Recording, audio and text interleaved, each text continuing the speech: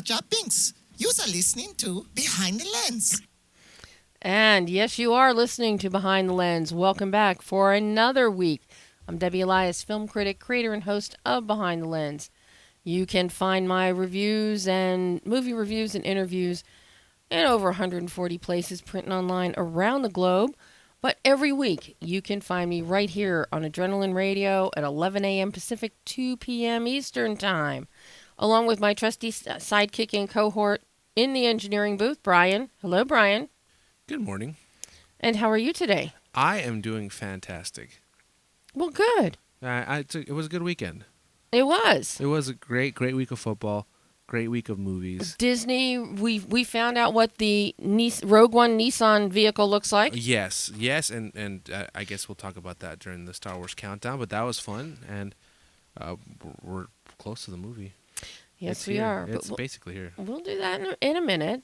But, for everyone, and I noticed we actually started a couple seconds early today. You know what? I saw the look on your face, and I was like, that clock right there, that is, it's hooked up to the internet. Uh-huh. So every once in a while, I'll set the clocks, and then I'll, like right here, I can tell you, what time do you have on yours? Count me down to the second. 01:40. Okay, I'm at 1:50. So I'm 10 seconds ahead. So I started on time, my clock, which is the one that I'm running off of. Uh-huh. But you see, that one is an internet clock, so it goes to the internet time. So when I fix the clocks, so what I'm saying is, when you told me earlier, did I fix the clocks? I said yes, but then they fix themselves again. Mm-hmm. So you have every right to yell at me right now. A likely story. A likely story. That's what happened. But, talking about stories, we've got a great story in a film we're going to talk about today called The House on Pine Street. It is a supernatural thriller, and we have cast and writers-directors with us today. We've got co-writers, co-directors Aaron Keeling and Austin Keeling, and co-writer Natalie Jones. They're going to be joining us at the quarter-hour mark. And at the half-hour mark, we have two of the film's stars, Emily Goss and Natalie Pellegrini, and we're going to get both sides here as to being in front of the camera and behind the camera, all in the same show for a change. And it's an amazing film. There are a few scenes in there that really they made me jump. Very well done. Emily does an amazing job. Very physical role for the things that happen within the film. But I'm more curious because I heard a rumor that not only did some of the crew and some of the filmmakers grow up in a purported haunted house, but the house they shot the film in is also allegedly haunted. So it's going to be fun to get the real scoop on what's going on with that. But Are we ready for your favorite part of the show, Brian? Okay, well then, why don't we are ready, or should we go to a break? Let's hit the commercial break, and then when we get back, we'll regroup, because I am off my game here. He's off his game. Okay. Well, then we're going to take a short break. Take a listen, and you can find out how to contribute to the Indiegogo campaign for Crazy Bitches 2, Mommy's Behaving Badly. We'll be right back.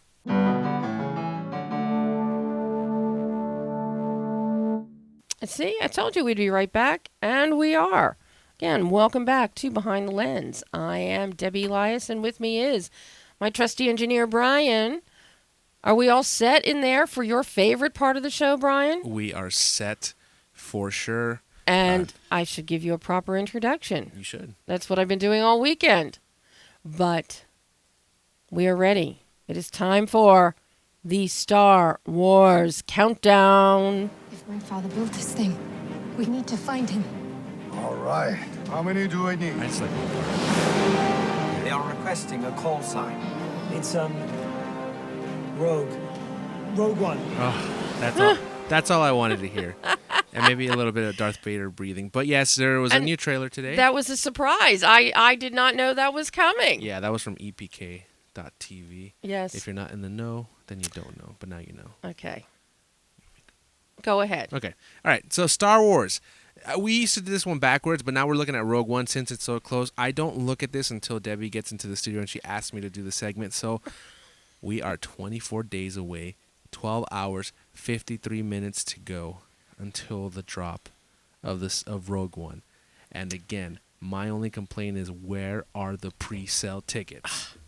Well, and in honor of the countdown, I now have an ample supply of Rogue One T-shirts, one of which I'm wearing today. Yes, you are. You're.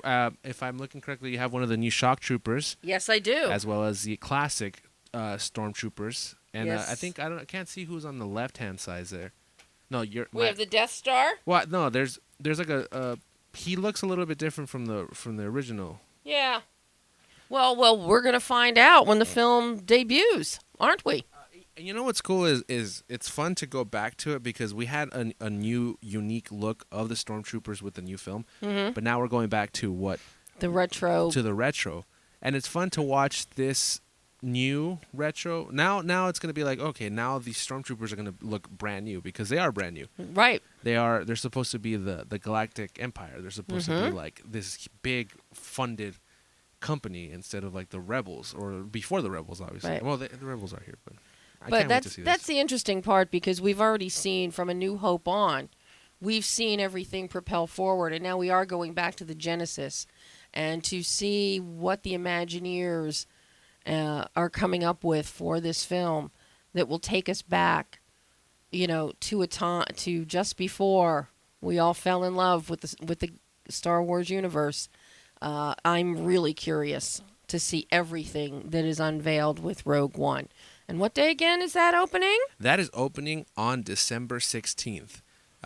Obviously, December 15th will be Thursday night screening, so it opens up on Thursday, but it'll be here on Friday. Like, it'll be full-fledged Star Wars Mania again on the 16th Yes, of next it month. will be. And if you're so inclined to wait outside the movie theater after Rogue One is over, then you'll be only waiting a mere 388 days for Star Wars Episode 8. And that one continues the Rey and the Finn storyline with Poe Dameron and what's going on with Kylo Ren. So Yes. I know I see the confusion online every once in a while about where this Rogue One story takes place, and I have to jump in there immediately as a White Knight and save everybody from the confusion that they're all in.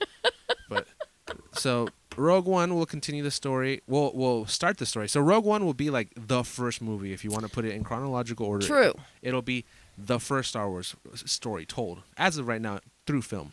There's obviously books and cartoons that go a little bit further than that, but Rogue One will be number uno, which they won't name it. That's why it's called A Star Wars Story. That's true. It'll be canon to the story, but it'll be the first one. And then Star Wars Episode 8 obviously comes after Episode 7. Yes. So those are in chronological order, but Rogue One is a separate story, but it goes before all of the other films. And I, like you, cannot wait. No, I can't. I really, and it's getting more exciting because you're seeing the commercials, you're seeing the posters pop up. Anything, Yes. It's just, if there's one thing in this crazy, crazy world that we live in at the moment, if there's one thing that will bring everybody together, it's pizza and Star Wars.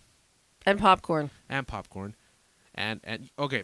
In the jumbo tub, Rogue One tub. Yes. Yes. I've seen those with the cups. See? Yes. Okay. I went to go watch a movie over the weekend, and I saw all the Rogue One cutouts and everything. And, speaking of movies, this is Thanksgiving weekend coming up. And there are lots of new movies opening this weekend. A lot of new movies. One interesting, I like the holiday weekend like this because movies open up on Wednesday instead of Friday. But what's interesting, there are some that are actually opening on Friday as well. Miss Sloane, starring Jessica Chastain, directed by John Madden, is opening on Friday.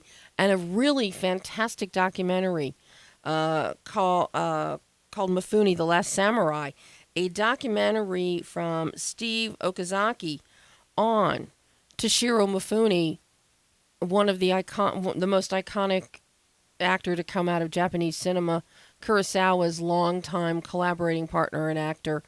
Most of you probably recognize Mifune from The Magnificent Seven, or Seven Samurai, rather. It's an extremely detailed and chronological look at Japanese cinema going back to silent film. So some of the archival stuff in there is not to be believed. But on Wednesday we have some gems that are opening. We'll start with the family-friendly one, Moana. This is causing a stir and a buzz in the industry and around the country because we have a Polynesian princess. The film was worked on by, artisans from the South Pacific Islands. Dwayne Johnson, himself a Polynesian background. The film star, and God, if I screw her name up, I'll kill myself. Aluihi Cravahalo. She voices the female protagonist, Moana. She is a 15-year-old native Hawaiian, and I recently attended the press conference that had Dwayne, that had Ahili.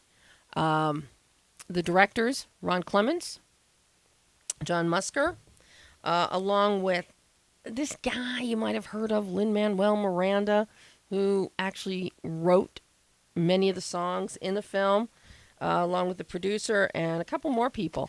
But I had a chance to ask, and it is visually, it's a stunner. It is a stunning, stunning film.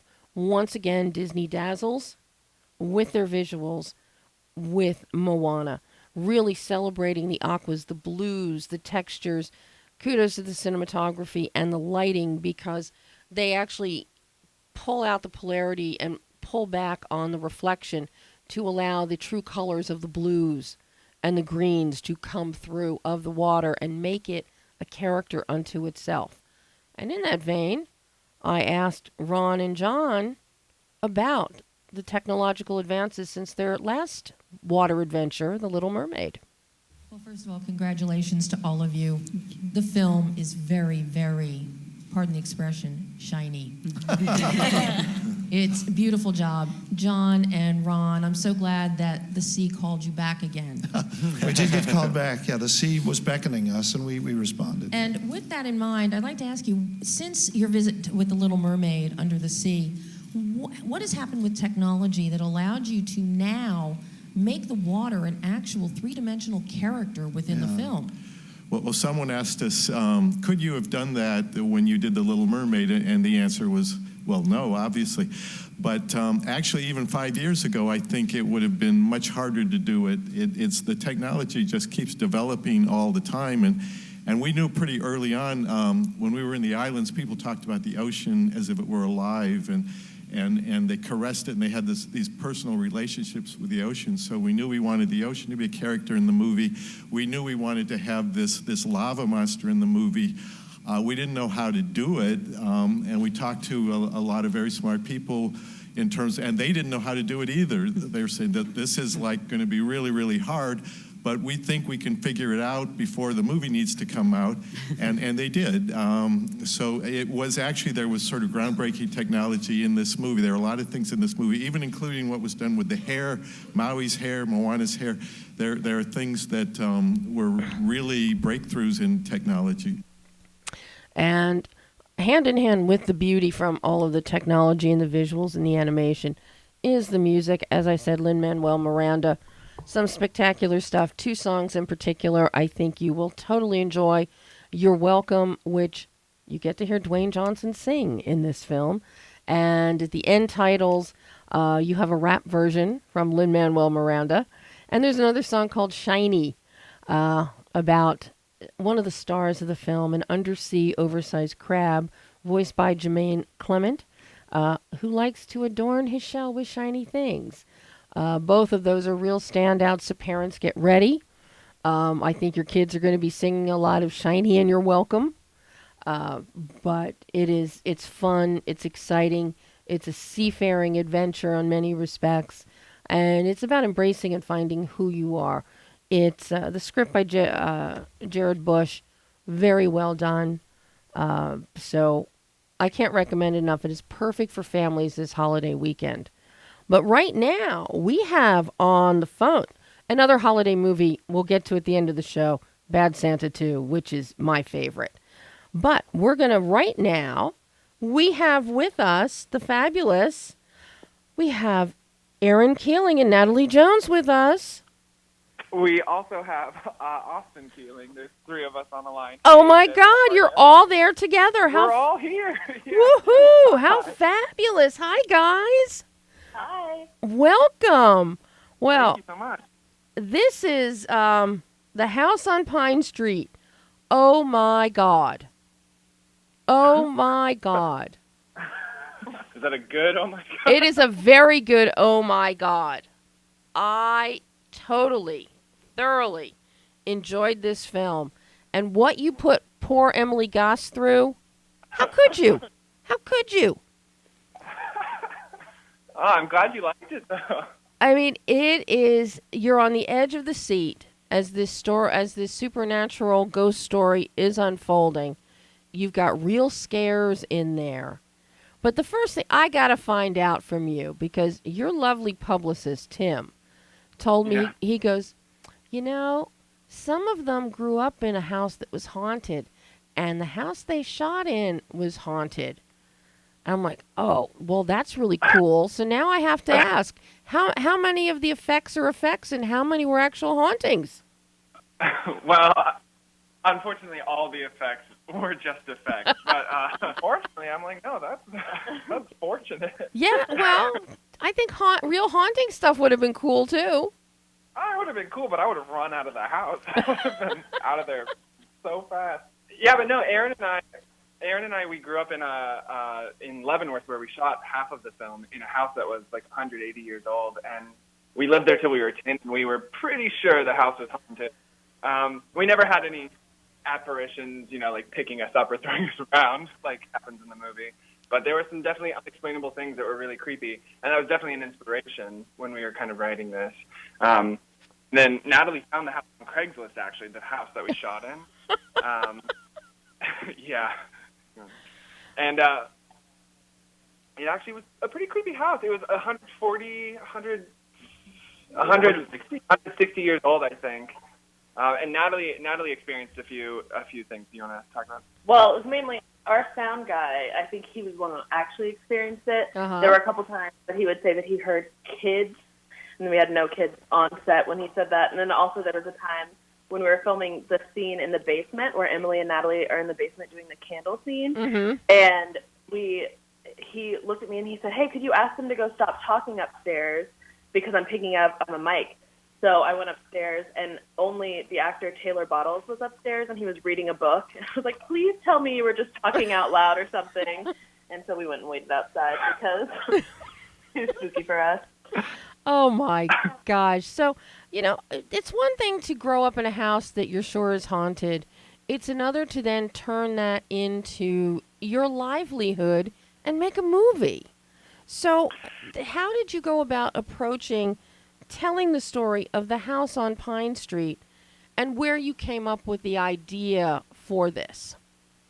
Yeah, well, since Austin and I we grew up in a haunted house, we've always been really fascinated with that. And then when we met up with Natalie and we decided we were going to make a movie, it was never a question that our first film was going to be about a haunted house. But we were kind of sitting around thinking, how are we going to do this? What are we going to, how are we going to make it a little bit special? And we thought, what are the two things that scare us the most? And the first was ghosts, and the second was babies. So we decided to put a pregnant woman in a haunted house and see what happened. And that's actually as simple as it was. We were just sitting around and we just said, let's do this, and it just kind of came naturally out of that. Yeah, but I think one of the big things, because for us, growing up in a house that we thought was haunted, we never called a professional to come take a look. And we had neighbors who told us rumors and, weird stories about things that had happened there, but we never found out if there actually was something going on. And I think that was something we looked at haunted house movies, and there's always a very clear-cut answer that is easy to solve.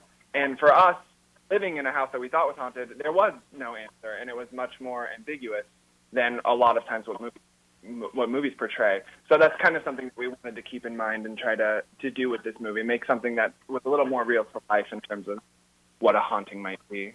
So what is it about babies? I get the ghost part. What is it about babies that scares you guys? Babies are terrifying. I don't know. All three of us are just kind of horrified by the thought of having kids. And I don't know, there's something about pregnancy, too, that's like, it's like a little parasite in you. I don't know. I mean, it's also a beautiful thing, but it's also kind of just creepy to us. So, kids are great. Kids are great. I think none of us are ready to have kids yet, so it's just still very scary. idea. to, Well, are babies scarier than actually making a feature film? Oh, no. Well, maybe. So Because we're done with the feature film, but we would still have babies with us. that's true. That's true. So you always knew you'd be directing this, correct? Yes, yeah. When we wrote it, we knew the three of us would produce it, and Aaron and I would be directing from the very beginning. Yeah. But of course, Natalie is also she's ADing. Yeah.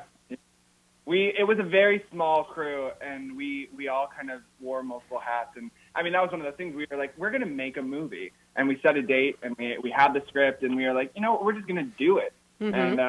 And so we kind of ended up, we were like, who's gonna AD this?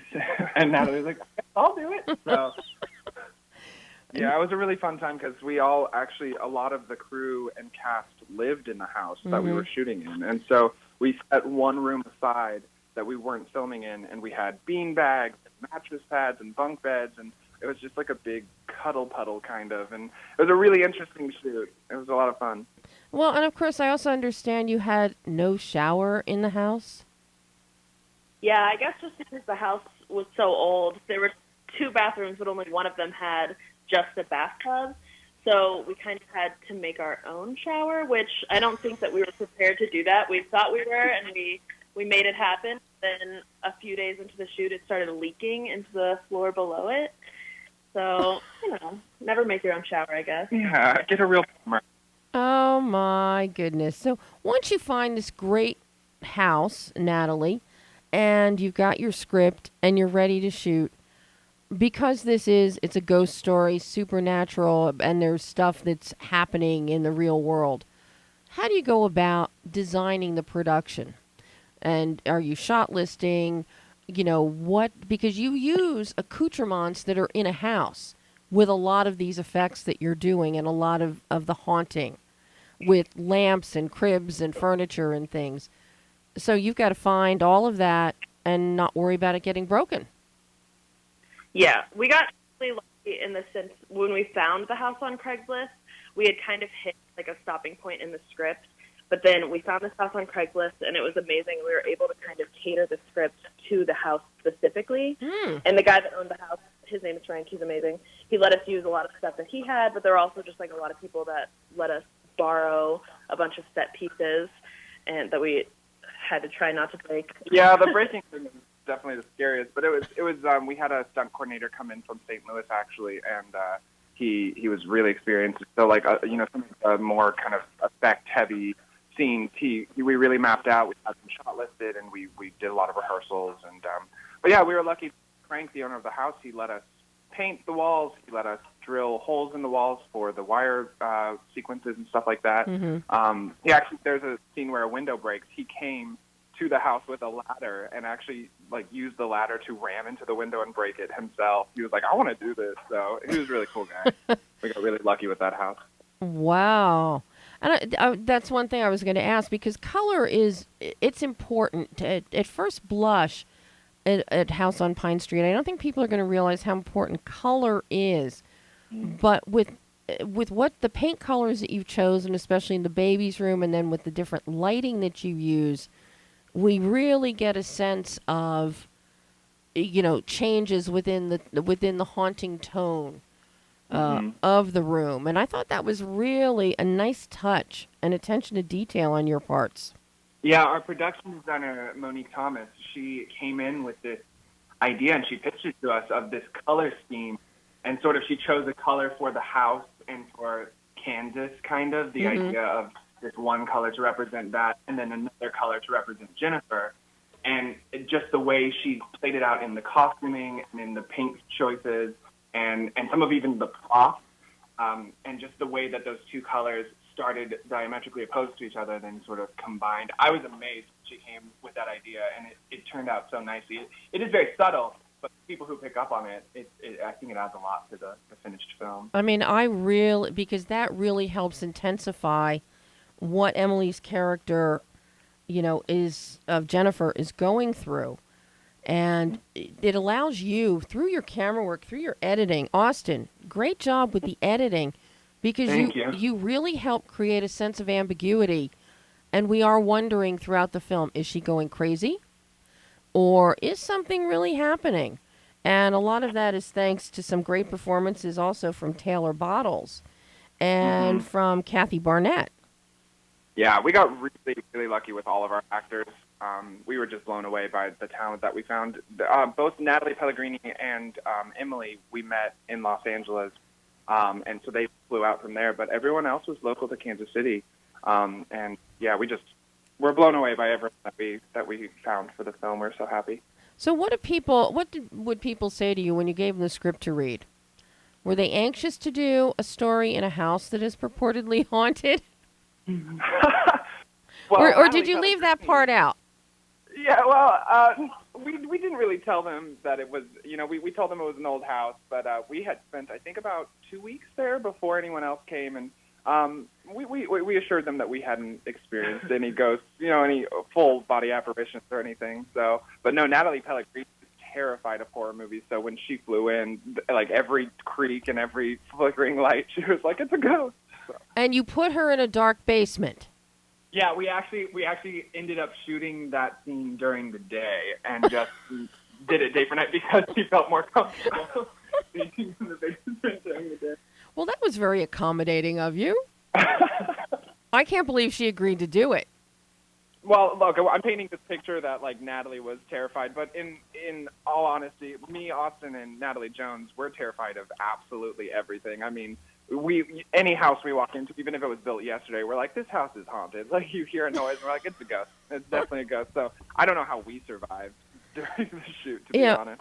Now your camera operator, your cinematographer, Juan Sebastian Barron. Yeah, he's great. The angles that you guys designed with him, your camera angles are amazing.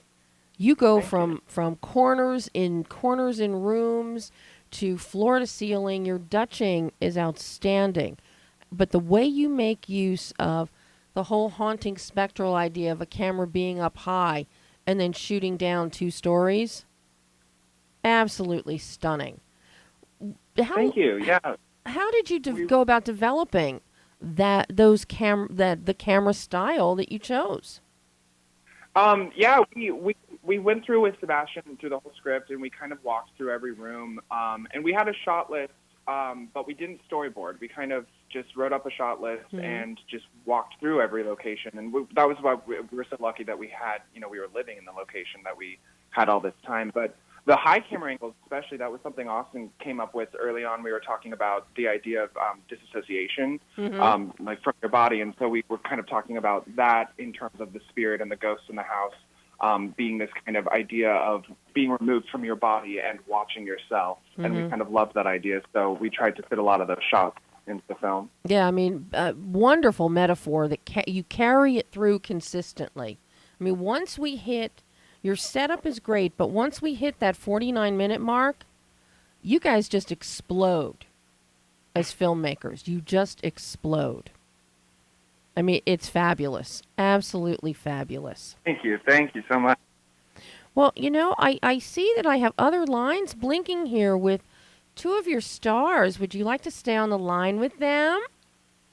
Sure. Yeah. Okay, Brian, can you bring them both on? Oh, he's doing something. So we'll keep talking while he's figuring out what he's doing with it, with all the sound and the lines. I'm going to ask you your score. Mm-hmm. You didn't use canned music. This is very specific, tailored to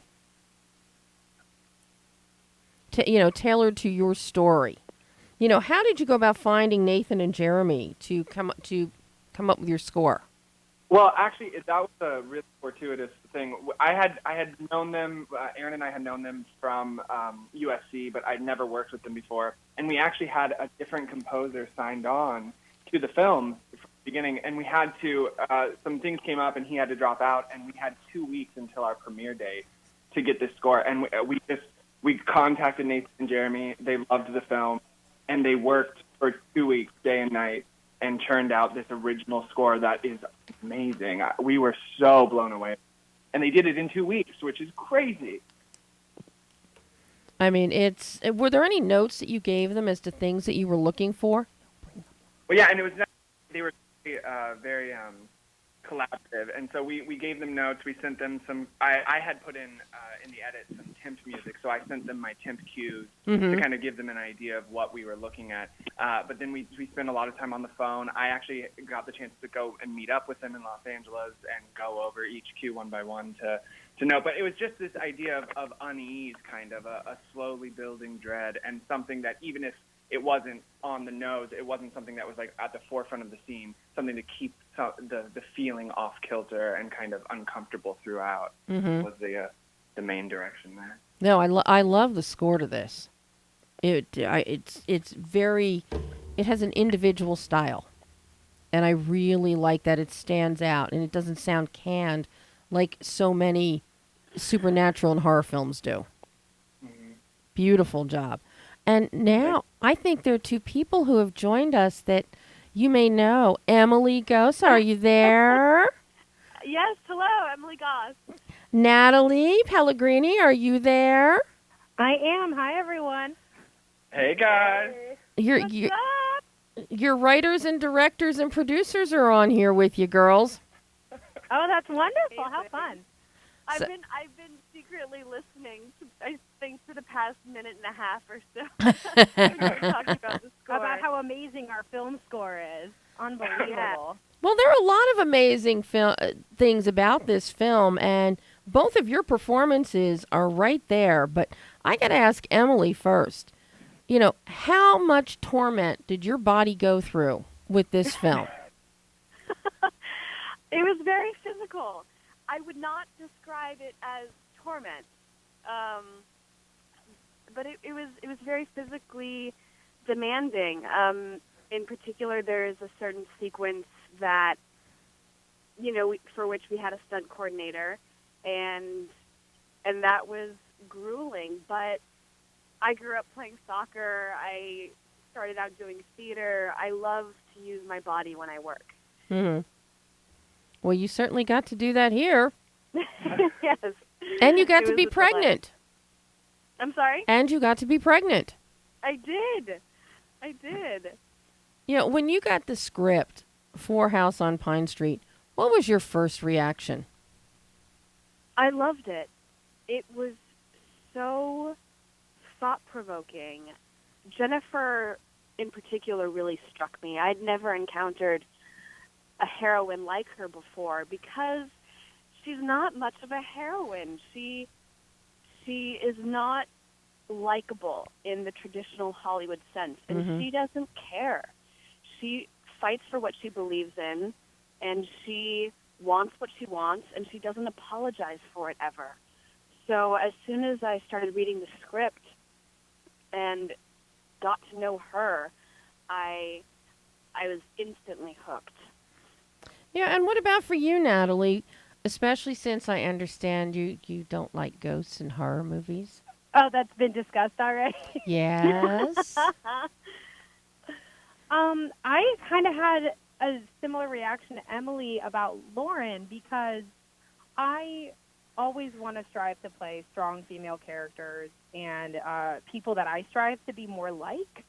And Lauren is a fierce friend and a fierce mother. And it was just, I read it and I was like, I like her. And I can't wait to be as good as her. Oh. Yeah. So I fell in love with the whole thing. It was just chilling. It was Isn't it? wonderful to read. Oh, yeah. Thank you. It really is. So let me ask Aaron, Austin, and Natalie, what made Emily and Natalie the right actors for these two women? Yeah, casting was a difficult process, and we kind of originally thought we were going to try to find just local actors, even for the parts of Lauren and Jennifer. And we saw, I think, close to 300 actors in Casey, and all of them were extremely talented, but we kind of weren't getting, I don't know, it's kind of something that is hard to talk about because it's kind of, you just know it when you see it, and it's like we had some good options, but we knew Emily and we knew Natalie, and we were like, let's just see if they want to do a video audition. And it was kind of the same thing happened with both of them, where when we saw their video auditions, we're like, there it is.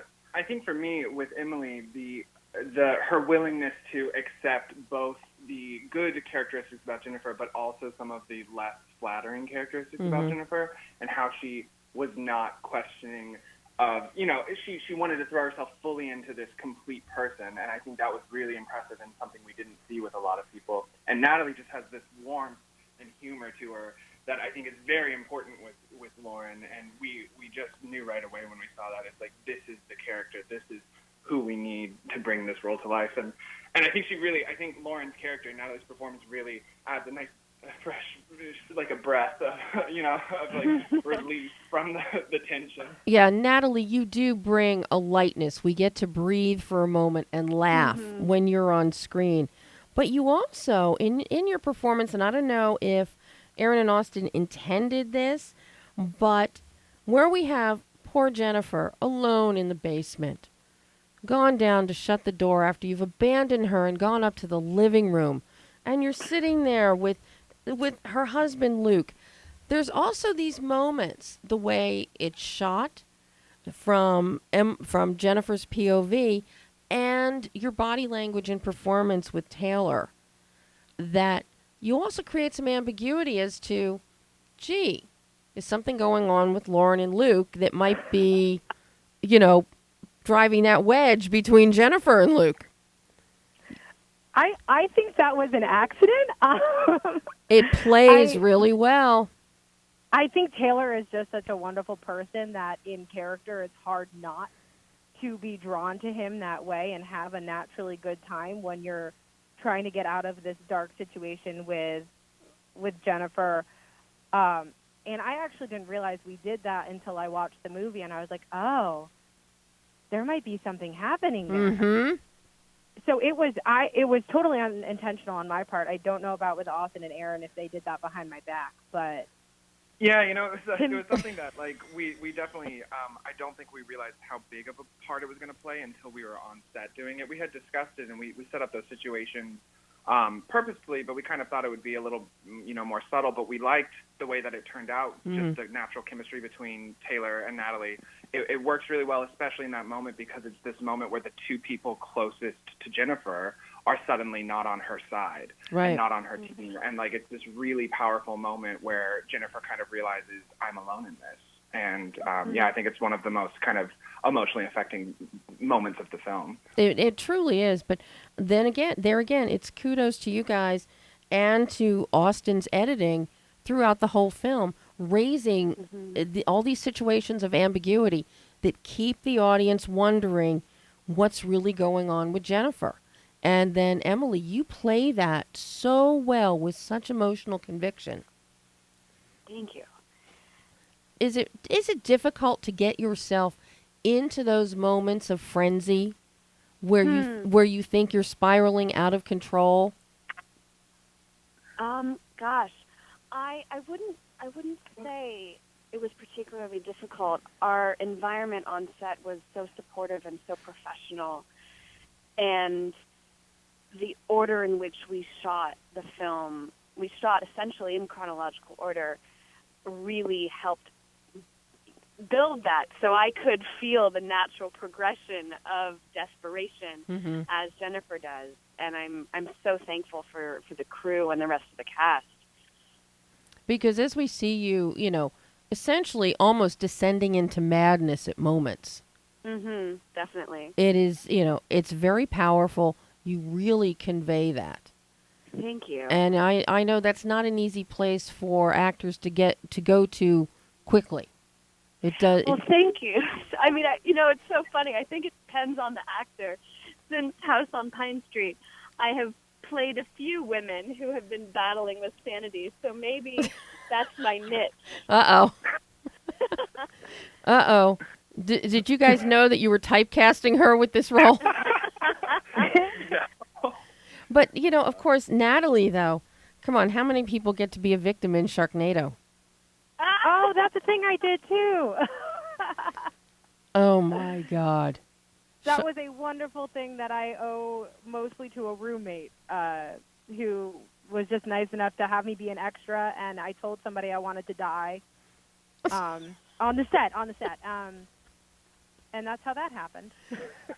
You know, you guys really hired two very eclectic women here. Do you realize that? We were a very eclectic group, all of us.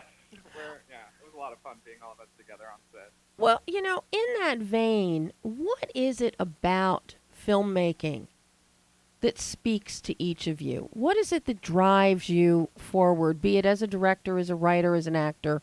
And Natalie, I know you've also done some writing as well. So I'm just curious, what is it about filmmaking on the whole for each of you? Who wants to start?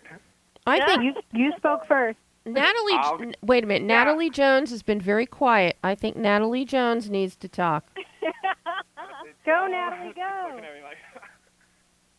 Well, I think there's just something that's so fun about the storytelling aspect. And I don't know, especially with horror. Horror seems to be the three of us, so that's kind of where we're going to stick for a while.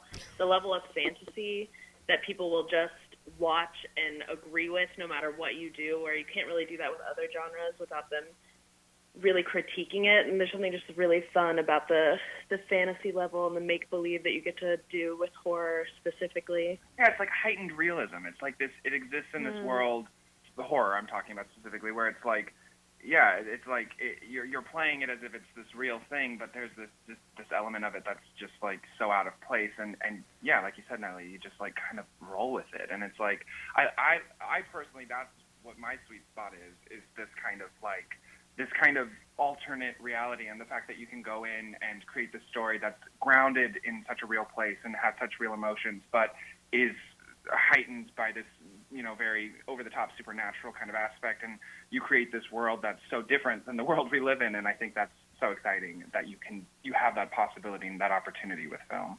Mm-hmm. And what about the rest of you?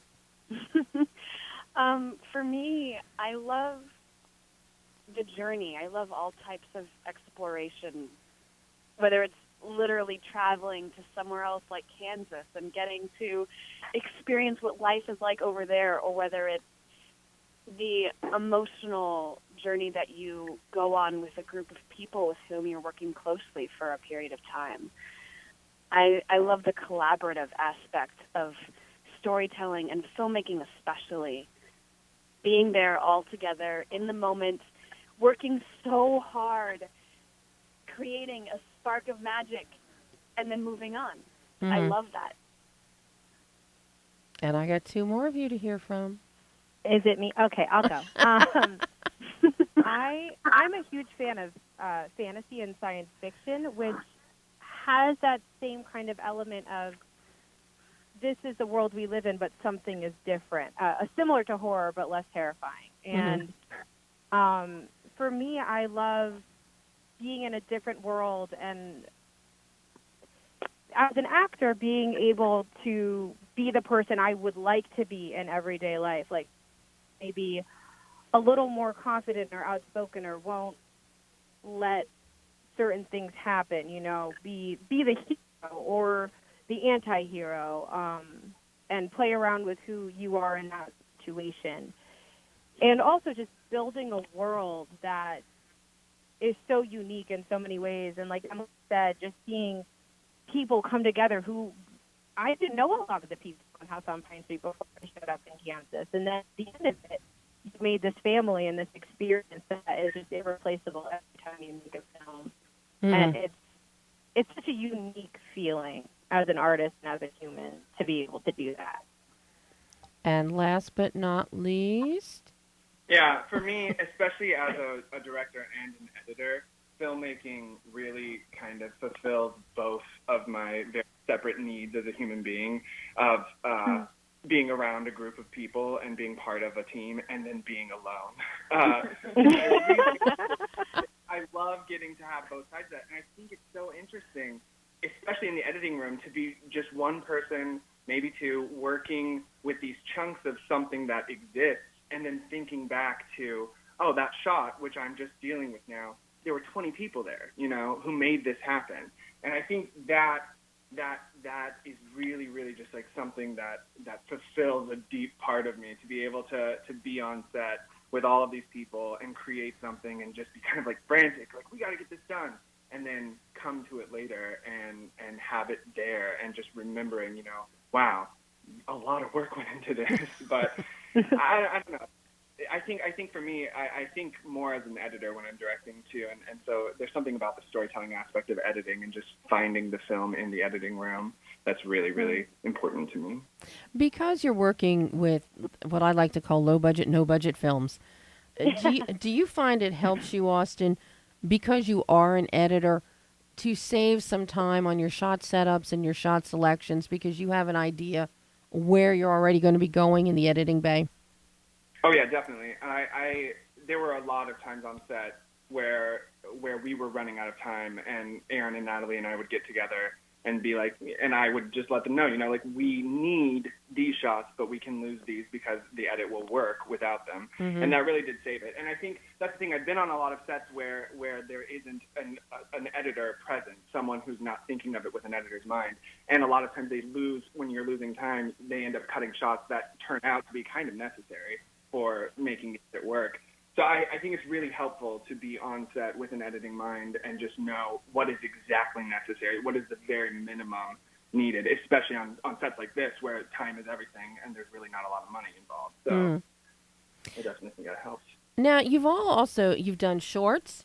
You know, Emily, I know you've done TV as well. What is the learning curve like for each of you, jumping from shorts to a feature or going back and forth from a feature film to television? Okay, I'll jump us off.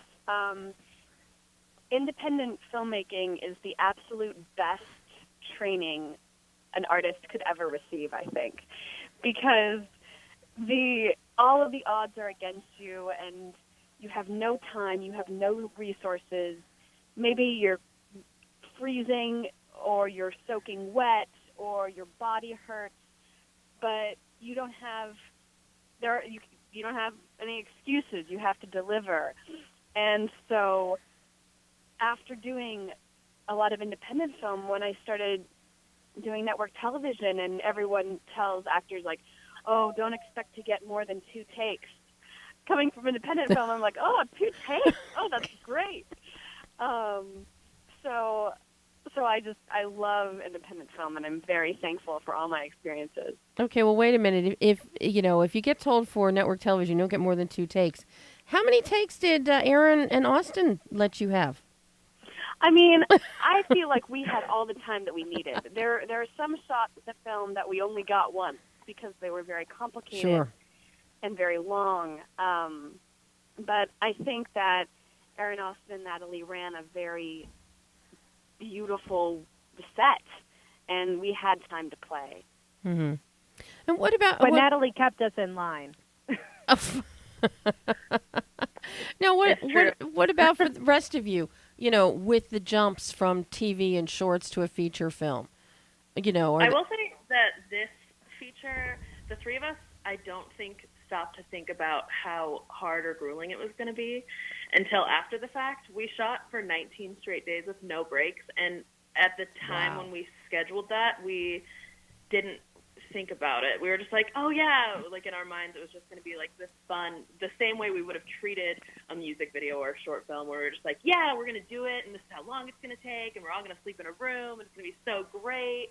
So it wasn't until after the fact that we like passed out for like a month. Like, oh my gosh, what were we thinking? Yeah, you didn't. But I will say, you didn't get your own room, and you didn't get a shower, so you know. Yeah, it was a struggle. But I will say that this. I think that we learned a lot, and it was a steep learning curve. It was our first feature, and we learned a lot. But I will say that like we walked in, just as prepared as we could be, with just in terms of the story and what we were looking for and what we wanted from it. And I think that if you walk in to a situation like this knowing what it is you want and being open to the idea that things are going to change, and being excited about that, and then surrounding yourself with people who you trust and people who you respect and you admire their creative abilities, it was like Emily said, we had time to play, and it was hard, but it wasn't that hard. It was like this beautiful thing where it was just a group of people who got together, and all of us were on the same page,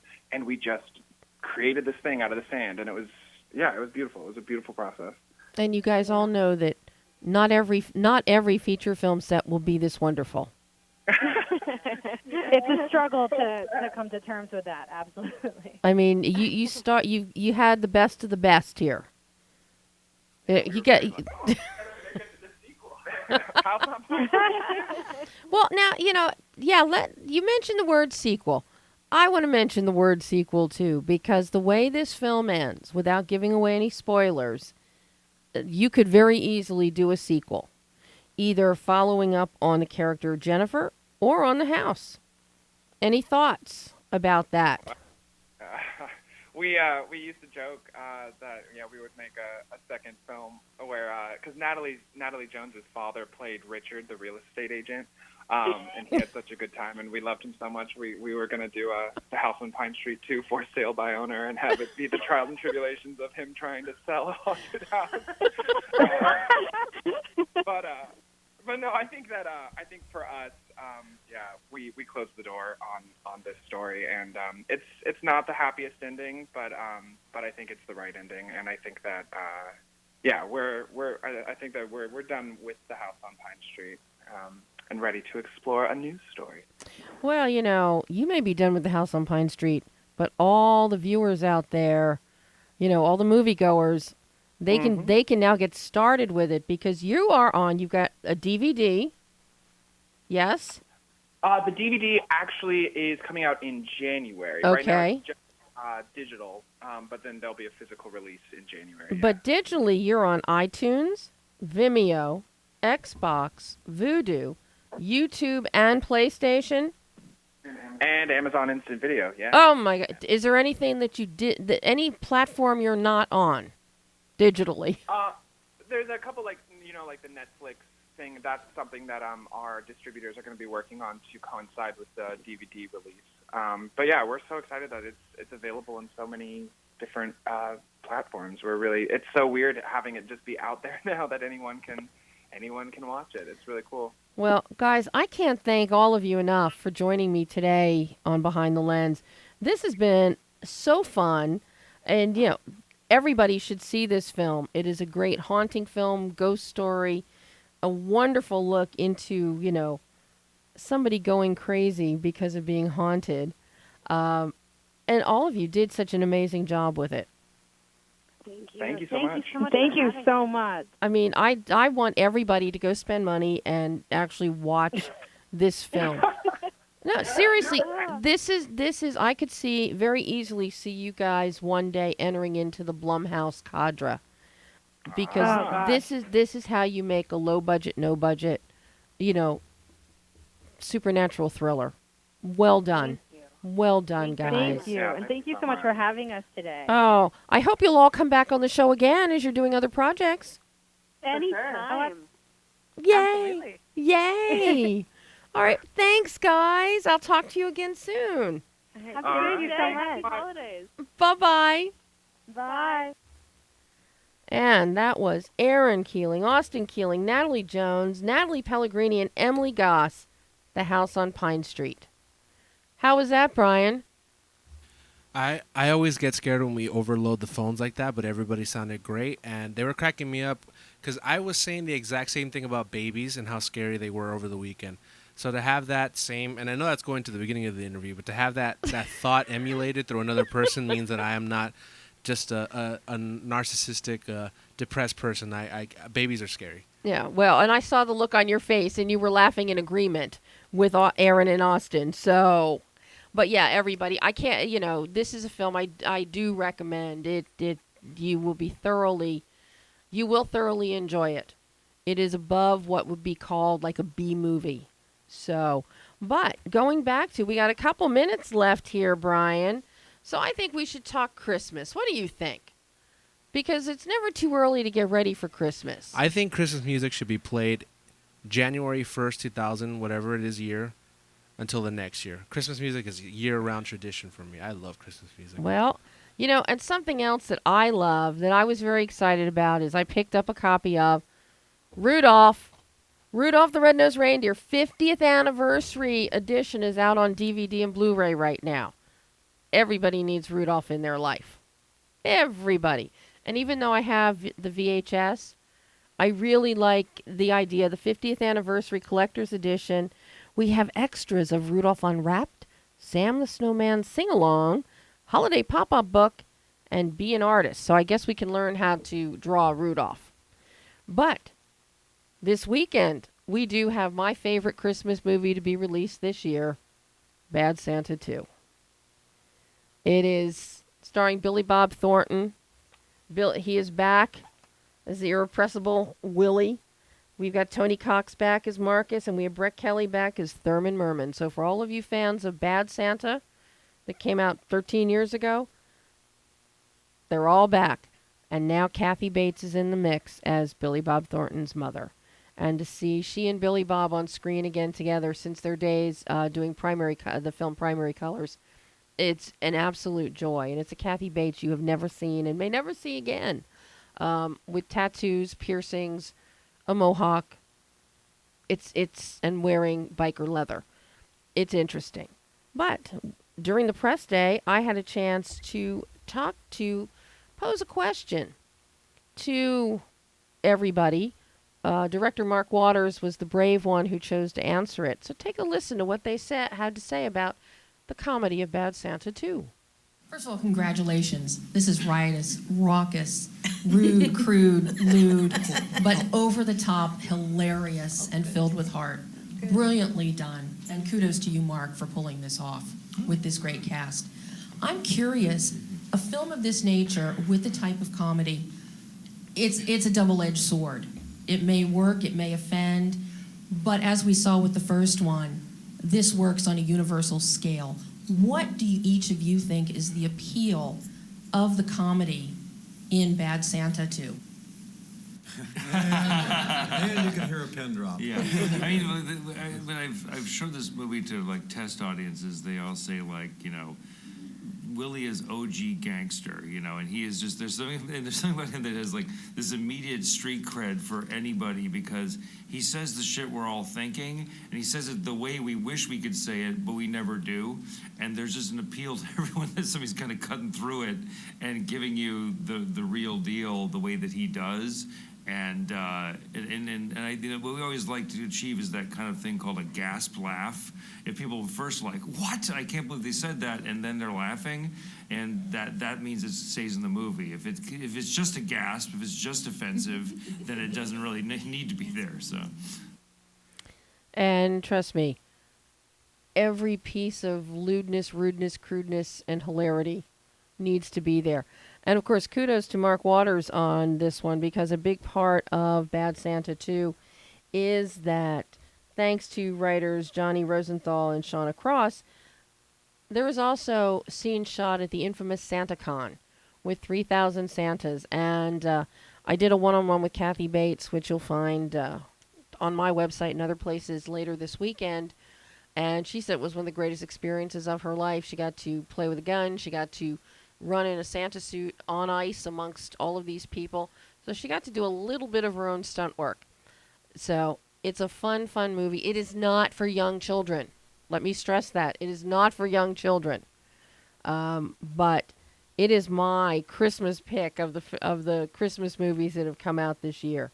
So over the Thanksgiving weekend, there are some great movies out there. Go see them. Moana, Bad Santa 2. Allied, Robert Zemeckis' film with Brad Pitt and Marion Cotillard, set in 1942 to 1945. It's a spy story, and it's interesting. Double agents and everything. And then you've got Rules Don't Apply, Warren Beatty's return to the screen. So, until next week, I'm Debbie Elias. This is Behind the Lens.